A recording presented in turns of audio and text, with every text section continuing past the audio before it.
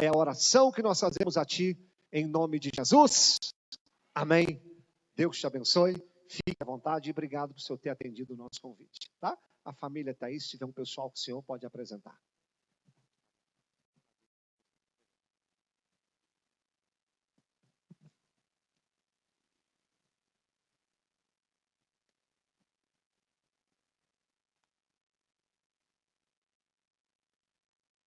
Paz do Senhor, igreja.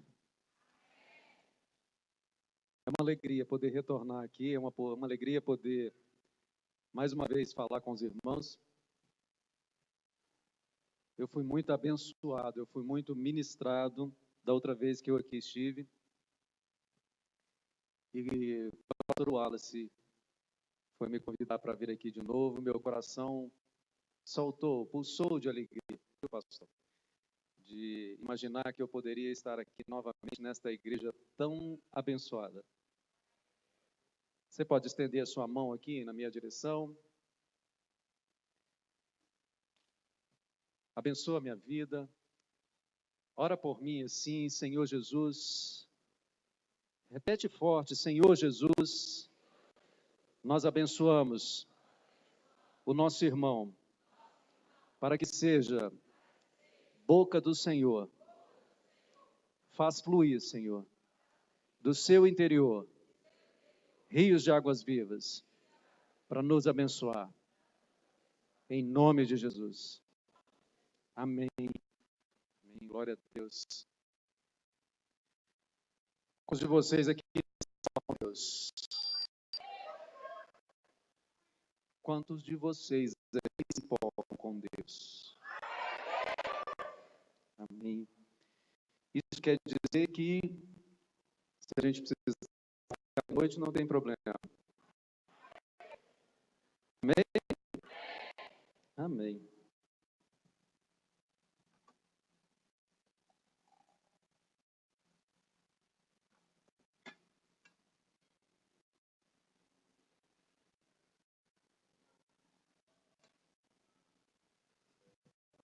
Quero compartilhar do Senhor com os irmãos, está lá em Tiago. Tiago 2.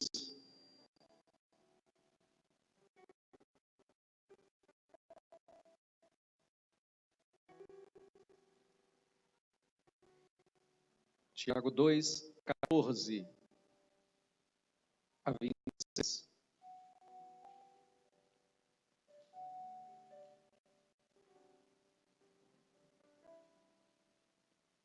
Quem encontrou, diga: eu achei. Amém. Meus irmãos, qual é o proveito se alguém disser que tem fé, mas não tiver obras? Pode acaso semelhante fé salvá-lo? Se um irmão ou uma irmã estiverem necessitados do alimento cotidiano, e qualquer dentre vós lhes disser: ide em paz, aquecei-vos e fartai-vos, sem contudo lhes dar o necessário para o corpo, qual é o proveito disso? Assim também a fé, se não tiver obras, por si só está morta. Mas alguém dirá: tu tens fé e eu tenho obras, mostra-me essa tua fé sem as obras, e eu, com as obras, te mostrarei a minha fé. Crês tu que Deus é um só? Fazes bem. Até os demônios creem e tremem. Queres, pois, ficar certo, ó homem insensato, de que a fé sem as obras é inoperante? Não foi por obras que Abraão, nosso pai, foi justificado quando ofereceu sobre o altar o próprio filho Isaque? Vês como a fé operava juntamente com as suas obras. Com efeito, foi pelas obras que a fé se consumou, e se cumpriu a Escritura, a qual diz: ora, Abraão creu em Deus, e isso lhe foi imputado para a justiça, e foi chamado amigo de Deus. Verificais que uma pessoa é justificada por obras e não por fé somente. De igual modo, não foi também justificada por obras a meretriz Raabe, quando acolheu os emissários e os fez partir por outro caminho? Porque assim como o corpo sem espírito é morto, assim também a fé sem obras é morta.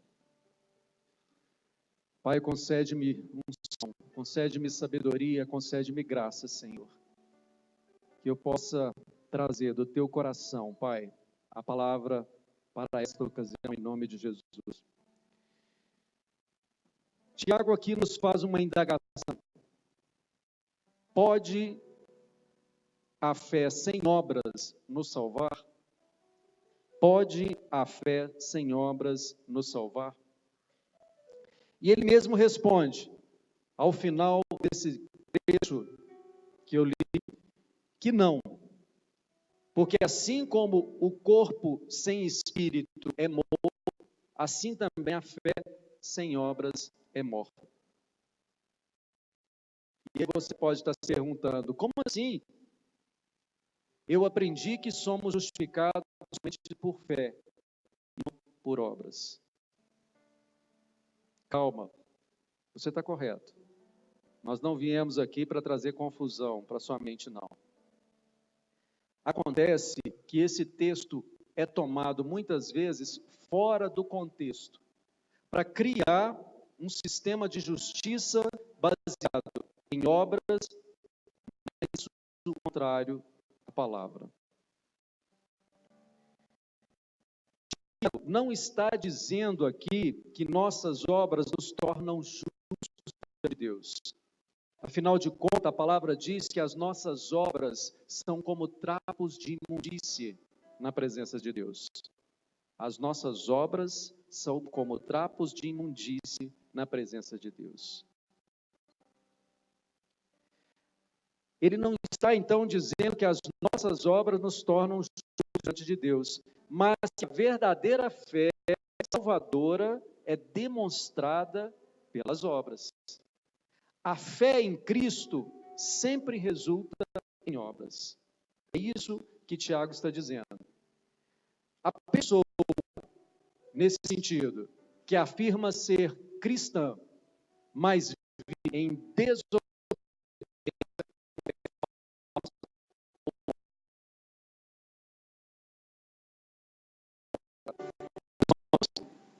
eu vou repetir, a pessoa que afirma ser cristã, mas vive em desobediência, tem uma fé falsa ou morta e não é salva. Muitos se dizem cristão, mas as suas vidas, as suas prioridades indicam o contrário. As igrejas estão cheias de pessoas que se dizem cristãs. As igrejas estão cheias de pessoas que dizem seguir Cristo. Mas muitas delas continuam mentindo. Muitas delas continuam traindo. Muitas delas continuam furtando. Muitas delas não têm tempo para Deus. E aí você pode agora estar se justificando no seu lugar, dizendo, não, mas eu não minto. Eu não traio. Eu não furto. Sabe, eu tenho, nessas minhas andanças de palestras, de eventos, sempre que eu posso falar da palavra de Deus. E é impressionante o quanto a palavra impacta o ímpeto. É impressionante como a palavra vem de uma forma arrebatadora. A palavra precisa vir de uma forma arrebatadora sobre o crente também. E se isso não está acontecendo, é porque o crente não está na posição, é porque o crente não tem feito conforme o Senhor.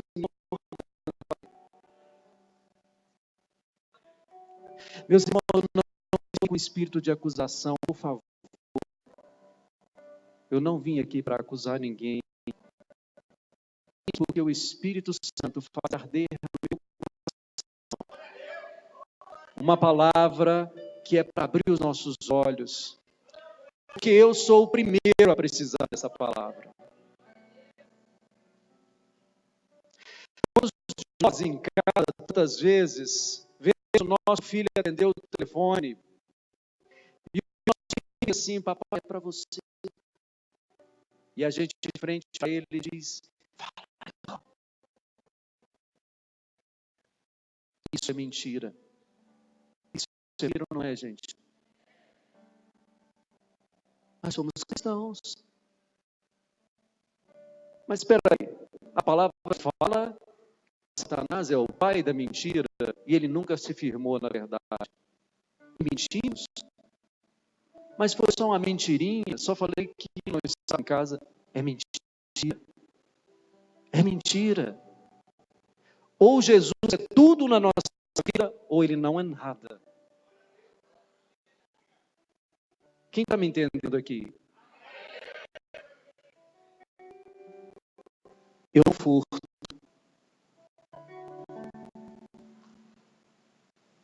E aquela vez em que você entrou sobrando um pouco, o cara você falou, foi tão, não preciso devolver. Furto. Isso é furto, meu irmão. Não há meio furto, como não há meia mentira. Você pode dizer, eu não estou traindo a minha esposa. Mas talvez você não consiga se desligar da internet. Talvez você não consiga desligar de tantas imagens pornográficas, de tantos sites de sensualidade, de tantos textos picantes que aguçam a libido. A palavra diz que na época da lei, o adultério se consumava quando o homem se juntava a outra mulher. Mas nós estamos vivendo na dispensação da graça. E agora, o só olhar para outra mulher com desejo já é adultério. Basta olharmos para outra mulher com desejo carnal e já teremos praticado adultério. Nós estamos vivendo na dispensação da graça, meus irmãos. Então não diga que não pecou. Se dissermos que não pecamos, nós fazemos Deus mentiroso, porque Ele diz que todos pecaram e carecem da glória de Deus.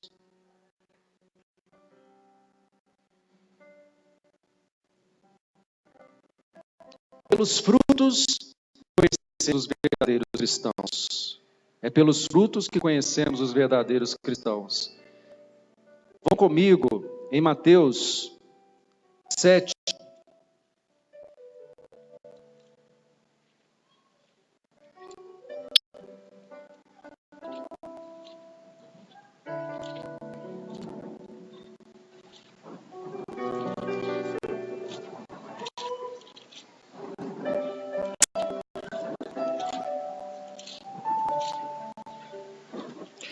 Mateus 7, 15 a 23.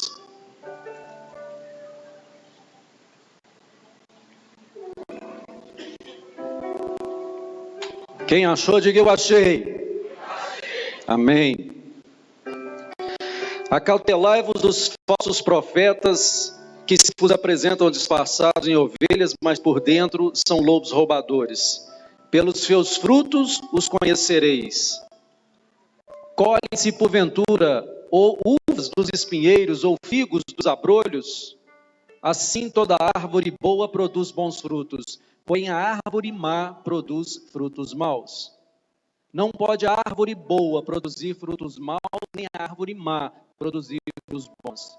Toda árvore que não produz bom fruto é cortada e lançada no fogo. Assim, pois, pelos seus frutos os conhecereis. Nem todo o que diz Senhor, Senhor entrará no reino dos céus, mas aquele que faz a vontade de meu Pai que está nos céus.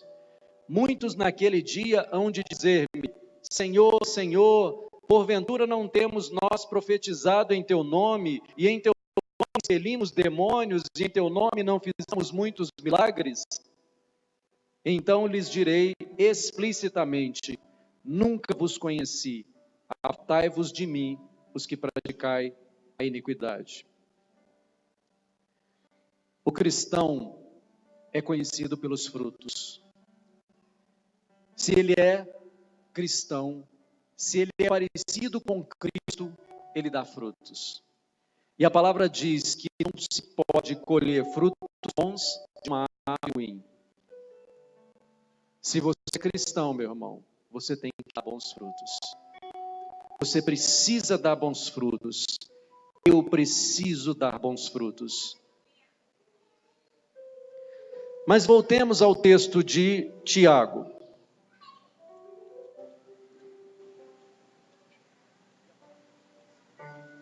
Tiago 2,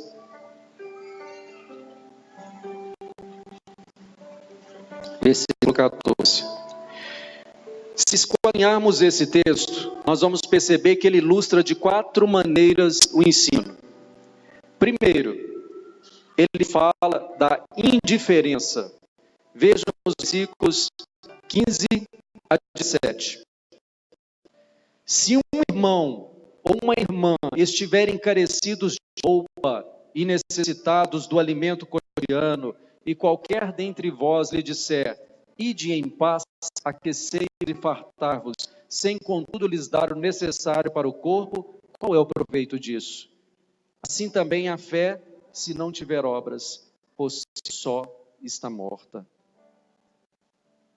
E aí nós já podemos começar a identificar qual que é o nosso perfil. Existe um perfil muito em moda na igreja hoje, o perfil do crente estarei orando.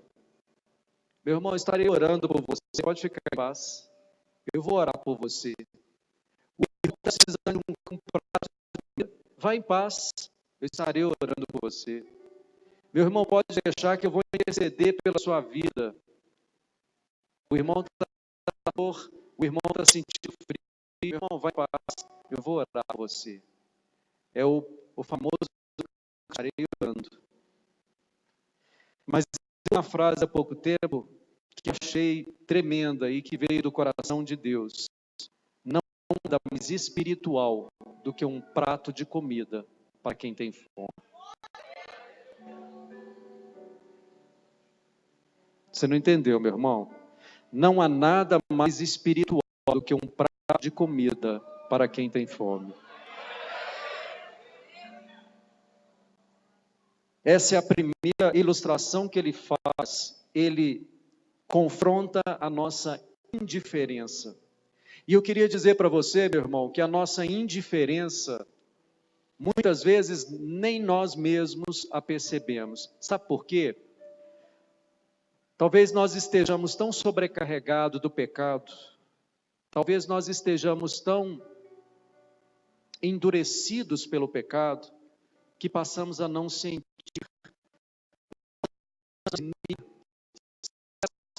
com o nosso irmão.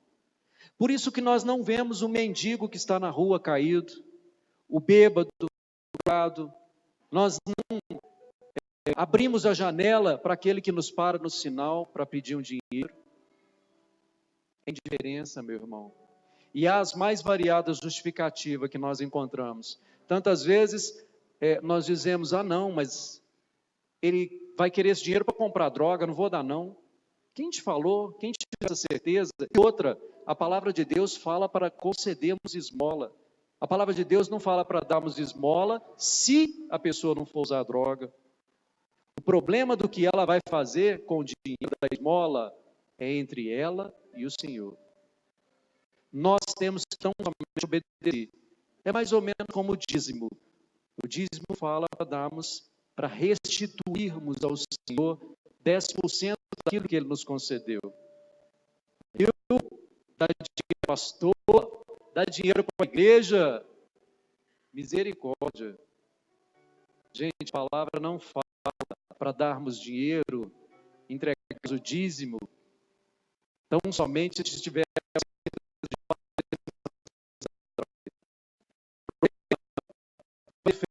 o dízimo no pastor da igreja com Deus. Nós compete obedecermos. E é isso que está faltando em nossa igreja. obediência. É isso que está faltando em nós. Tantas vezes nós ficamos sensibilizados por causa do pecado, e o pecado é como a lepra. Quem já ouviu falar da sensibilidade ao nosso corpo? E a insensibilidade chega a tal ponto que a pessoa começa a perder a pele, as pontas dos dedos, as extremidades dos membros, porque ela não mais, vai havendo uma putrefação, vai havendo um desfazimento. É isso que o pecado faz conosco, espiritualmente falando. Nós vamos nos tornando insensíveis. Então, é preciso